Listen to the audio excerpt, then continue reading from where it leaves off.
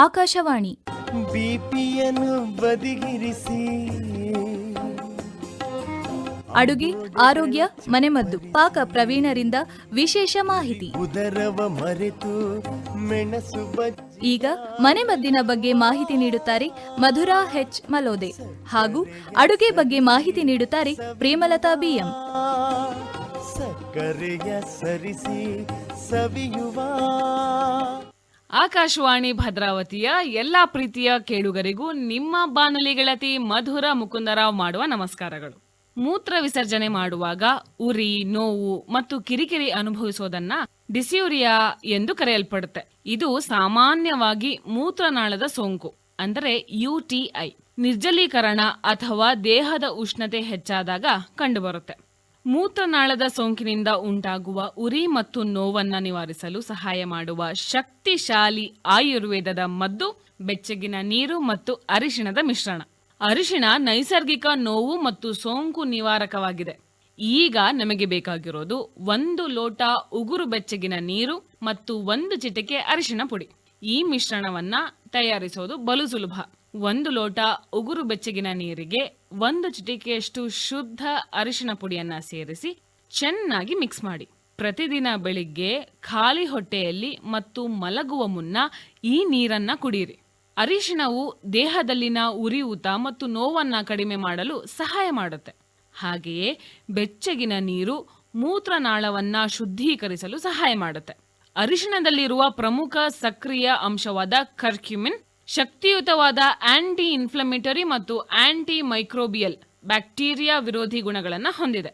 ಮೂತ್ರನಾಳದಲ್ಲಿ ಸೋಂಕಿನಿಂದ ಉಂಟಾದ ಊತ ಮತ್ತು ಕೆರಳಿಕೆಯನ್ನ ಕರ್ಕ್ಯುಮಿನ್ ಕಡಿಮೆ ಮಾಡುತ್ತೆ. ಇದರಿಂದ ಮೂತ್ರ ವಿಸರ್ಜನೆಯ ಸಮಯದಲ್ಲಿ ನೋವು ಶೀಘ್ರವಾಗಿ ಕಡಿಮೆ ಆಗುತ್ತೆ. ಹೆಚ್ಚಾಗಿ ನೀರು ಕುಡಿಯೋದ್ರಿಂದ ಮೂತ್ರವು ದುರ್ಬಲಗೊಂಡು ಉರಿ ಕಡಿಮೆಯಾಗುತ್ತೆ. ಮೂತ್ರದಲ್ಲಿ ನೋವಿದ್ದಾಗ ಹೆಚ್ಚು ನೀರು ಮತ್ತು ಎಳೆನೀರನ್ನು ಸೇವಿಸೋದು ಕಡ್ಡಾಯ. ಇದು ದೇಹವನ್ನ ತಂಪಾಗಿಡುತ್ತೆ. ಸ್ನೇಹಿತರೆ, ನೆನಪಿರ್ಲಿ, ಕೆಫಿನ್, ಆಲ್ಕೋಹಾಲ್ ಮತ್ತು ಅತಿಯಾದ ಮಸಾಲೆ ಇರುವ ಆಹಾರಗಳನ್ನ ಈ ಸಮಯದಲ್ಲಿ ಸಂಪೂರ್ಣವಾಗಿ ತ್ಯಜಿಸಿ, ಏಕೆಂದರೆ ಇವು ಮೂತ್ರಕೋಶವನ್ನ ಕೆರಳಿಸಬಹುದು.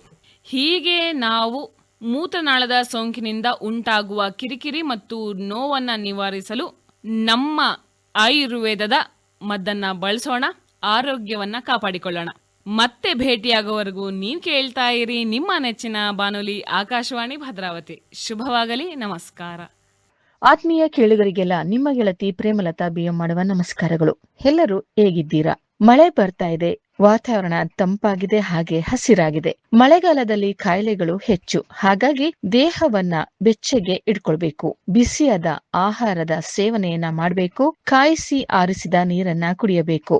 ಸೊಳ್ಳೆಗಳಿಂದ ಪಾರಾಗಲು ಸೊಳ್ಳೆ ಪರದೆಯನ್ನ ಬಳಸಬೇಕು. ಇದಿಷ್ಟು ಮಳೆಗಾಲದಲ್ಲಿ ಮಾಡಬೇಕಾದ ಮುಖ್ಯವಾದ ಕೆಲಸಗಳು. ಹಾಗೆಯೇ ಮಳೆಗಾಲದಲ್ಲಿ ಬಾಯಾರಿಕೆ ಕಡಿಮೆ. ಹಾಗಾಗಿ ನೀರು ಕುಡಿಯುವುದನ್ನ ಮರ್ತೇ ಬಿಡ್ತೇವೆ. ಆದ್ರೆ ನಮ್ಮ ದೇಹಕ್ಕೆ ಇಂತಿಷ್ಟು ನೀರಿನ ಅಗತ್ಯ ಇದ್ದೇ ಇರುತ್ತೆ. ಹಾಗಾಗಿ ನಿಯಮಿತವಾಗಿ ನೀರು ಕುಡಿಯಬೇಕಾಗಿದೆ. ನೀರು ಕುಡಿಯದೆ ಉರಿ, ಮೂತ್ರ ಮತ್ತಿತರ ನೋವು ಉಂಟಾದಾಗ ನಿಂಬೆಹಣ್ಣಿನ ಜ್ಯೂಸ್, ಎಳನೀರಿನ ಸೇವನೆ, ಬಾರ್ಲಿ ಅಕ್ಕಿಯ ಗಂಜಿಯ ಸೇವನೆಯನ್ನ ಮಾಡಬಹುದು. ಹಾಗೆಯೇ ಉರಿ ಮೂತ್ರದ ಸಮಸ್ಯೆಯನ್ನ ನಿವಾರಿಸಿಕೊಳ್ಳಲು ಒಂದು ಉತ್ತಮ ದ್ರವ ರೂಪದ ಗಂಜಿಯನ್ನ ಮಾಡೋಣ ಬನ್ನಿ.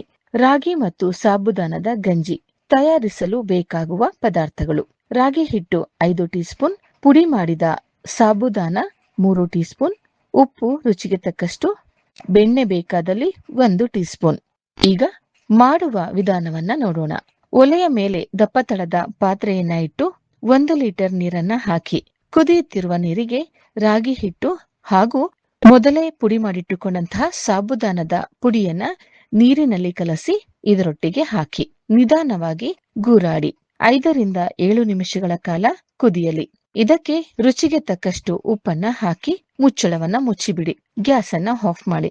ಇದಕ್ಕೆ ಬೇಕಾದರೆ ಮಾತ್ರ ನೀವು 1 ಟೀ ಸ್ಪೂನ್ ಬೆಣ್ಣೆಯನ್ನ ಹಾಕಬಹುದು. ನಂತರ ಇದು ತಣ್ಣಗಾದ ಮೇಲೆ ಕುಡಿಯಬಹುದು.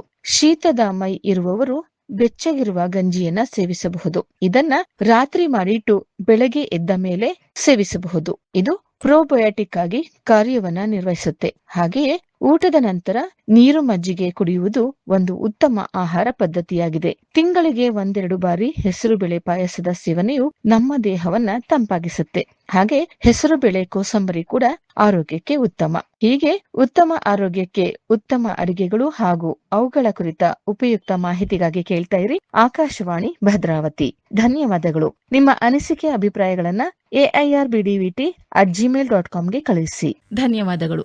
ಹಿಂದೋಳ ರಾಗದಲ್ಲಿ ದೋಸೆಗಳ ಘಮ ಘಮದಿ ಇದುವರೆಗೂ ಅಡುಗೆ ಆರೋಗ್ಯ ಮನೆಮದ್ದು ಪಾಕ ಪ್ರವೀಣರಿಂದ ವಿಶೇಷ ಮಾಹಿತಿ ಕೇಳಿದಿರಿ.